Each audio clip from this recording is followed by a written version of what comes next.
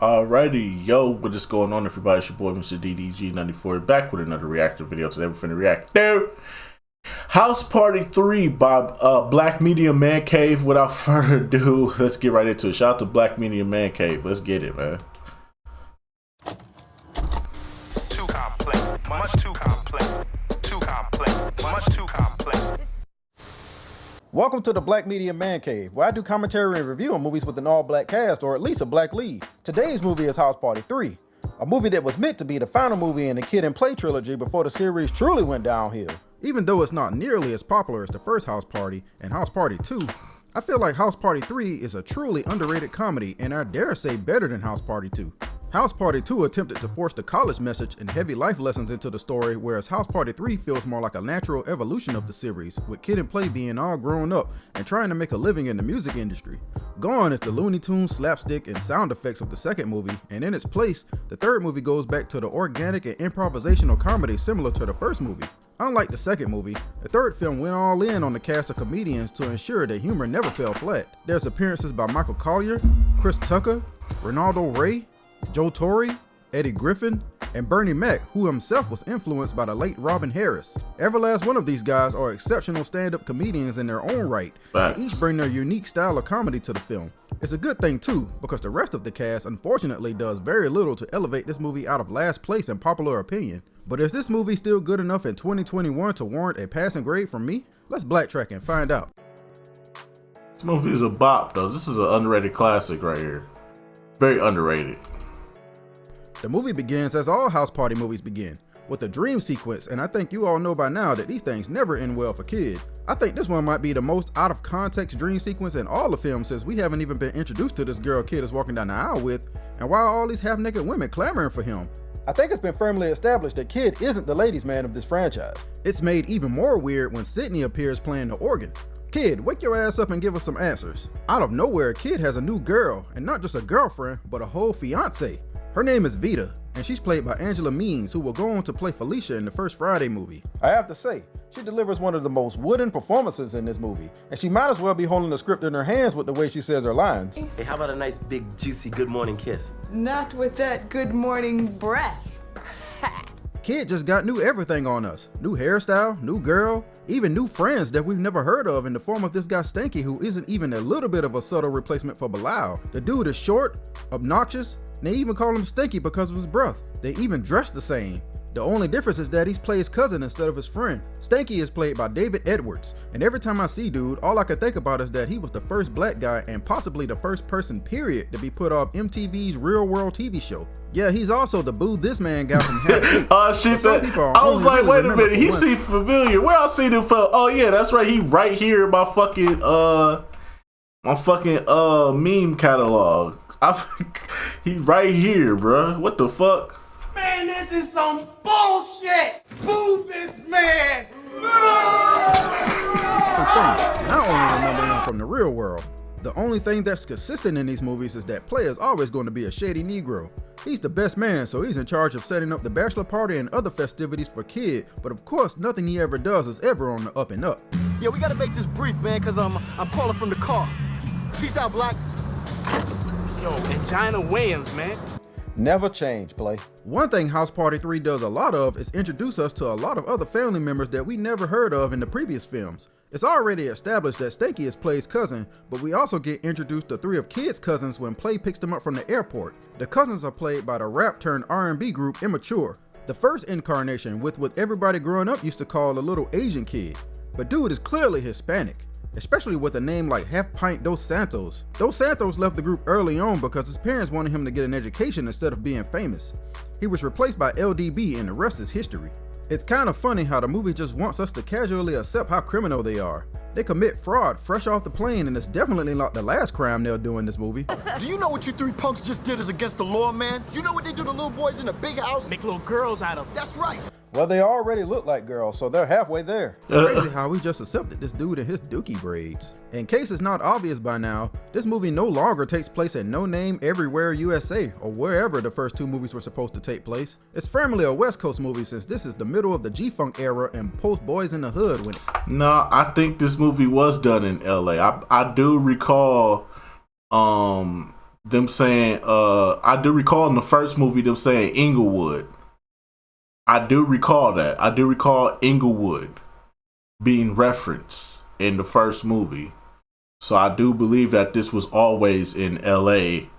I think it's just now that I think in the third one they just really put it out there that yeah, this is in LA. But I believe this was referred to before in the first movie. You can go back.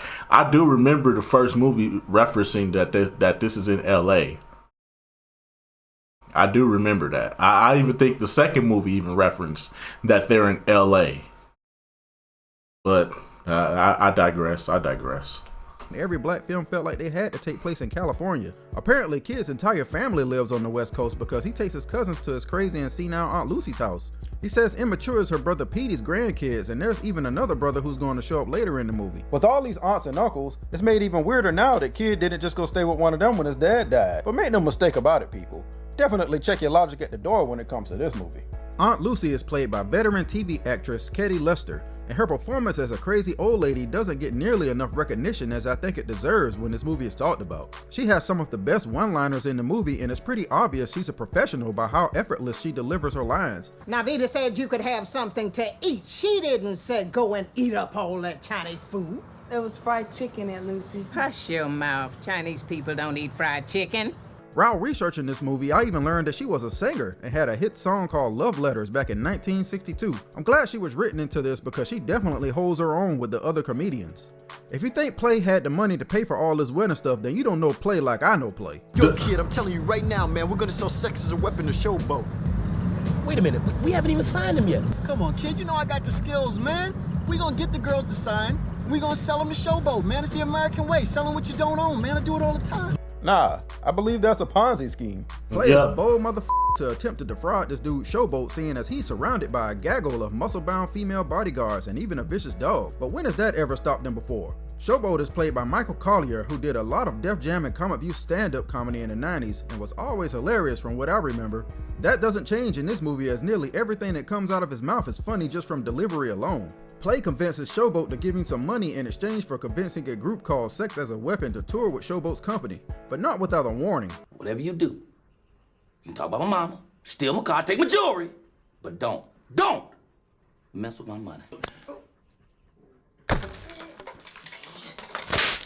I'll give you one guess how the meeting with Sex as a Weapon goes. The group is played by TLC, who are dressed pretty conservatively in this movie compared to how they usually dressed around this era.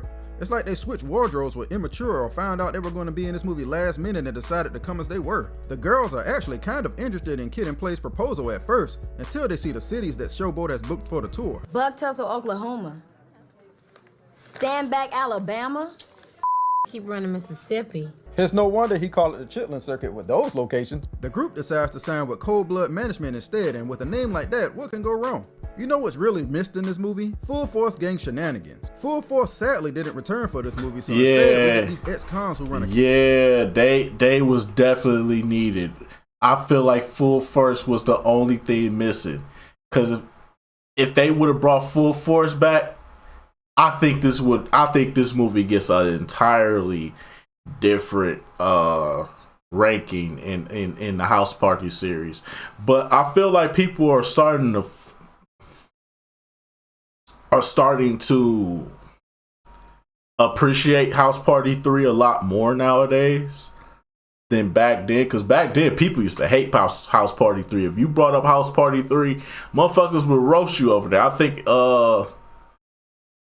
the Wayans Bros roasted House Party 3 because Marlon got mad because somebody took his House Party 3 tape and everybody was like, man, get the fuck out of here. Don't nobody watch House Party 3. But man, I think nowadays people appreciate it more, and I think that's how it should be. This is the most underrated one throughout the entire series. The rest after this though, ass. Hear me good, nigga. I'm here to double down. That shit is a 2-pack of ass. The fuck are you talking about? That shit stinks. Exactly. Catering business. The lead ex-con is AJ Johnson, and wait, Is this supposed to be the same dude with the Jerry curls in the first movie? Yep. Or is this a different character altogether? The movie doesn't make it clear, but I'm gonna go ahead and say it's the same guy because with the animosity they show towards Kid and Play for no reason, there has to be some history. Maybe he's still mad that Play kicked everybody out of the party all those years ago. Or maybe he's still mad that Kid's dad talked about him and his Jerry curl so bad. The ex-cons are funny in this movie, no doubt, but it's just something missing without full force. I bet this dude's name is Hector in this movie. It's always Hector with this dude. I would get on Play for being cheap on the catering, but at least he's supporting black businesses, so there's that. We all have that one loud uncle, but do you have an uncle who's loud and also funny like Uncle Vester here? He's in town for the wedding, but really, he's just here to steal the show from everybody in this movie, kinda like how he did with the Kings of Comedy. Unlike Robin Harris, Uncle Vester, who is played by Bernie Mac, doesn't just incorporate jokes from his stand-up into the movie. He seems to have written his own jokes for the movie, and I'm grateful for it because I'm in tears every time I watch him in this movie. He's just here to have fun, and he's not to be taken seriously. I dare say he helped save the film from mediocrity. I can see why Kid and Play are so eager to get better acts because the ones they are working with now aren't going to cut it. They have a decent group called Ross Posse, but then they also have a not so decent act in these three blind rappers here. It sucks that we don't get to see their act because I can only imagine. One of the blind guys is played by Roy Fegan, who played Simon, the Golden Lord leader in Meteor Man. This is the only bit of slapstick in this movie, but you know what? I think I would have preferred these guys pursuing Kid and Play rather than the ex-con caterer. It's clear that rap managing, promoting, or whatever it is that Kid and Play are into isn't going too well, and Kid is starting to reevaluate his life. Vita's parents have been stressing me, man. Stressing me about getting a real... Oh, don't say that, man. Don't say the J word. Don't say the J word, man. I'ma say it. Job. All they included this scene because it reminded me of when this movie used to come on TBS and TNT back in the day, and they would substitute the profanity with goofy words that absolutely didn't fit. Job, my brother. Job, my scruncher. Job, Mickey Ficky. Immature get their scam check in the mail, and it gives them the idea that they should throw their own party to compete with Kid's more subdued bachelor party. All they need is a way to cash the check, and what luck. Johnny Booze, the pimp who is providing the stripper for Kid's bachelor party, just happens to show up looking for Kid and Play. Immature give him a little misdirection and tell him that the party is going to be at this house instead of the hotel, and that he could get paid right now if he can cash the check. Alright, ooh, shit. Alright, here we go. Right here. What, same time, bro. I don't know you, man. Same time. I don't know you. He didn't even count it out. How does he even know it's the right amount? Johnny Booze is played by Chris Tucker, and his effortless comedy is on full display a whole year before the movie Friday. I'm sure you noticed by now that there's barely a mention of Sydney outside of that dream sequence from the beginning, and Vita and her homegirl Janelle, played by Candy Alexander, like it just like that since for some reason, they both kind of think Kid has a thing for her. The real reason Tisha Campbell is barely in this movie, I'm sure, is because the movie came out 1 year after she started on Martin, and there was a filming conflict. I hate how they never even bother to explain why Sydney and Kid broke up, and I bet Vita hates how Sydney just appears in her store like Candyman at the mention of her name. Vita? Girl, you look like you just saw a ghost. I did. Was that a light-skin joke? She's not dead or anything. Kid and Play are living real reckless for a couple of dudes who owe Showboat some artists. I see Showboat agrees with me because he tracks them down, rightfully so, and demands to know why his contract hasn't been signed yet. I can kinda see why Showboat gets played though with this half-hearted attempt at chasing down Kid and Play. I mean, let the dog go if you really want him, but what's with this he's not gonna bite, he just wanna sniff you routine? It's time for Kid to have dinner with Vita's parents, and somehow this dude always ends up with a girl with rich parents. Makes it that much harder to impress them if you ask me. Should have chose Shireen in the first movie, then you wouldn't have this problem. Then if it wasn't hard enough, he bought his Nobody wants Shireen. no filter having uncle along because I guess he needed a challenge. In fairness, you got to have a real big stick up your ass not to have a good time with Uncle Vester. This whole scenario is funny because while they are all acting all high and mighty like they are better than Kid, Vester exposes them for the frauds that they are, and that goes over about as well as a fart in church. Man, your boys can suck a meters. That's not who you my wife you talking about. This scene needed more back and forth for Bernie Mac and Ronaldo Ray. So far, this movie is like a Def Jam / Comic View showcase, and I'm here for it. Eventually, Vita's dad has had enough, and he lets his street side come all the way out. God damn, I better get some respect from you motherfuckers now. I mean, Kid and Play both out here acting like Showboat is not actively trying to murder them and don't keep their head on a swivel. It's because of this total disregard for safety that they are both taken hostage by Showboat and his brolic bodyguards. Showboat is a sensible man though, and he gives them somewhat of an extension to get those contracts signed. He only wants them to try a special dish that he's been trying to perfect. I like you to check out one of these TJ hors d'oeuvres. Oh, that's a toe jam cracker. Man. Hey, yo. No. I'm sorry, you cannot tell me that this movie isn't funnier than House Party 2. Everybody is coming to collect all at once, it seems. The butchers want their money and hold him up at Cleaver Point until they cough it up. Player's just so unbothered at this point, he's looking like, just kill me now and get it over with, damn. Since they don't have the money, the ex-cons threaten to take Stanky's shoes. Be down, man. Yo, punk, since you don't know, we taking these Adidas as partial payment till you find out, you understand? You know, for years, I thought this dude was just calling the shoes Adidas to be funny. And I used to say it all the time just to be silly, until I realized that was actually the correct way to say the name of the shoes. Yeah. House Party 3, educating you without you even knowing. You notice how every public servant in this movie is a female? Boy Showboat don't play about his money. He's tracking down a kid and play exactly 24 hours later, but doesn't know where the bachelor party is. So he's going to every single location they frequent until he finds them. First is Aunt Lucy's house. Immature tells them that he's at the Motel 6 as a deflection. Which Motel 6? There's 29 of them. He probably went to the one on Washington. You know they give complimentary 40 ounces. This man really knows his hotels. They definitely aren't at a Motel 6, but I have a feeling a party at a Motel 6 would have been better than whatever this is that Stanky put together. They should have known better. Dude already admitted to being into older, thicker women, so what did you think was gonna happen? I actually like that the party turned out whack. I think it shows that Kid and Play are older and adults now, and that they just don't have what it takes or the motivation to throw a party like they used to. It's a nice touch to me. On the flip side, the younger generation is throwing the party of the century over at Aunt Lucy's house. The whole neighborhood is here. Scratch that, the whole city is here. I don't even recall them even doing any advertising for this party. They got everything at this party too, well except for the food, since the catering decided to post up at Kid's bachelor party instead of falling for Immature trying to switch the addresses. They still refuse to serve anybody food though, so why did they even show up? Meanwhile, the women are doing their own thing for Vita's bachelorette party, and everything is going great until this cop shows up to arrest Vita for unpaid parking tickets. She should have known something was up though, because this is a dude, and it's already been established that there are only female public servants in this movie. If she knew better, she'd realize that this is the stripper that Janelle hired for the party. Man, these two parties are going great. Kid, how's your party going? Here it is, guys. That ass. Woo! That ain't that ass. Just like that punk ass shit. If this was my bachelor party, I would just leave. Y'all can have it. Somebody had one job, and that was to bring the porn tape to the party, but somehow it got switched with the Teenage Mutant Ninja Turtles movie. I wonder who got the porn.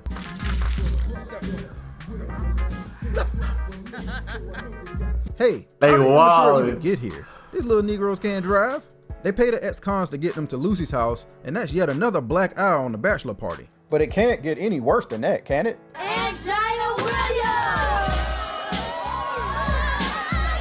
Oops, yeah. Immature got the stripper too, and good lord. Yeah. Yeah.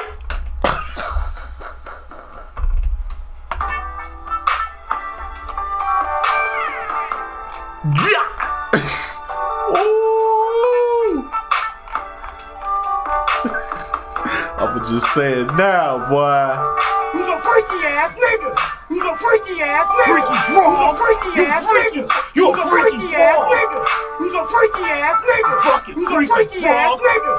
Who's a freaky ass nigga? Who's a freaky ass nigga? Who's a freaky ass nigga? Who's a freaky ass nigga?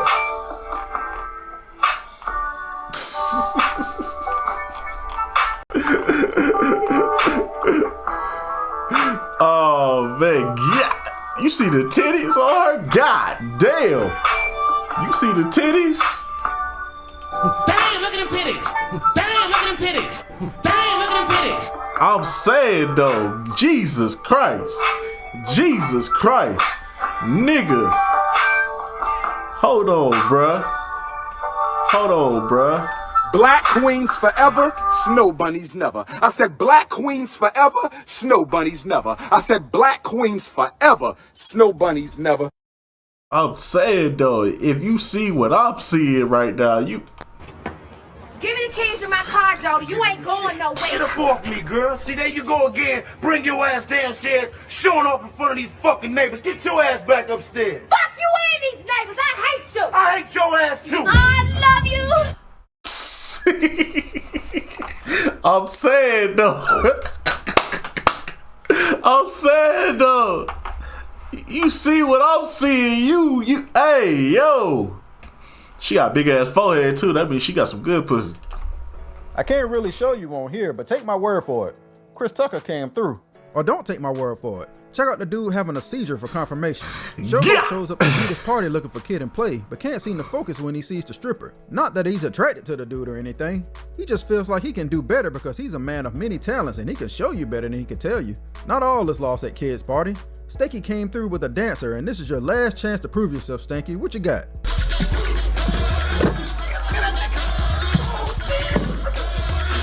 Just throw the whole party away. Man, ain't nothing wrong with that. That's some good shit right there, boy. Y'all tripping, dog. I like my girls BBW. Yeah. Type don't wanna suck you dry and then eat some lunch with you. Y'all tripping. I'm going in. Boy, you saw the boy, what? You see that, boy? Y'all don't. Hold on. Hey, yo. Y'all don't see what I see. Y'all don't see what I see. You's a freaky ass nigga. You's a freaky ass nigga. You's a freaky ass nigga. You're a freaky ass nigga. You's a freaky ass nigga. You's a freaky ass nigga. You's a freaky ass nigga. You's a freaky ass nigga. You's a freaky ass nigga.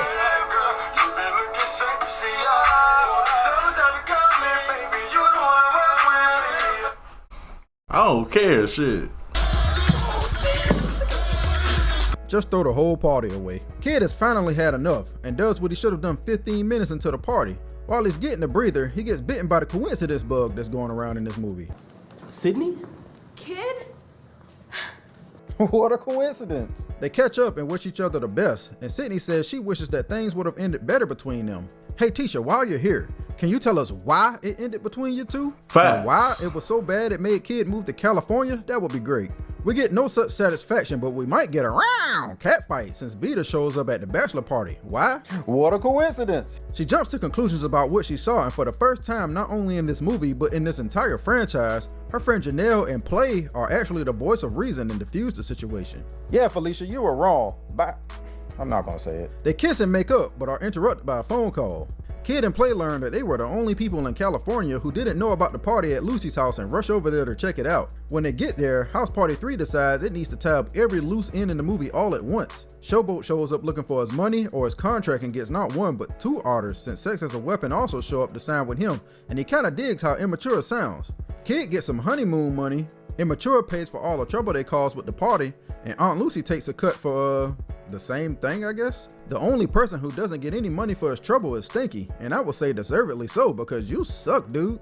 I see why they put you out the real world house. It's here where my biggest complaint of the movie surfaces. This is the best party in the movie, and it's only gonna last another 8 or so minutes. I wish there were more scenes incorporated into Immature's party to do more justice to the house party name. It's like the movie forgets that it actually had to show a good party and crams it into the last 15 minutes of the film. They even combined TLC's musical performance with Kid and Play's trademark freestyle, I'm assuming to save time. That's another thing, the music in this movie was lacking. At least we send the movie off on a happy note as Kid gets married and even gets a new car since they finally seem to be making it in the music management business. I gotta admit though, it kind of sucks that he didn't marry Sydney. I think that would have elevated this ending slightly. I also always wondered who that girl was that Uncle Fester was kissing on and never bothered to even figure out until now. But it's the stripper, Angina Williams. All this time, I never even recognized her face because, let's get to the grade. What's the first word that comes to your mind when you look at me?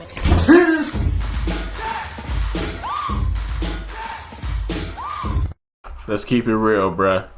You see what I'm seeing, dog.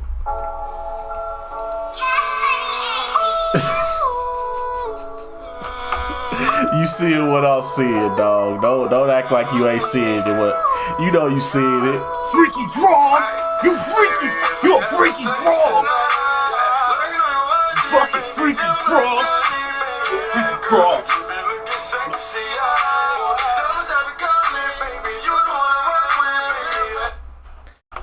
Keep it real, bruh. Great. I give it a B. I give it a B.